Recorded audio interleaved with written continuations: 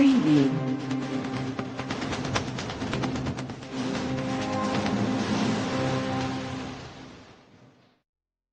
मंदिर वही बनाएंगे, कशाला? बनाने के बाद लूटने के लिए? आम्ही आहोत ते मंदिर लुटारूंच्या विरुद्ध आहोत. फडणवीस साहेबांना सांगायची की आमची चेष्टा टिंगल मस्करी करण्यापेक्षा तुम्ही मंदिर लुटणाऱ्यांच्या बाजूने आहात की राम रक्षा करणाऱ्यांच्या बाजूने आहात ते पहिले स्पष्ट करा.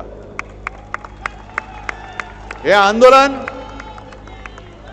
आंदोलन म्हणजे राम रक्षा पाठ आहे की नाही बघण्याचं आंदोलन नाहीये.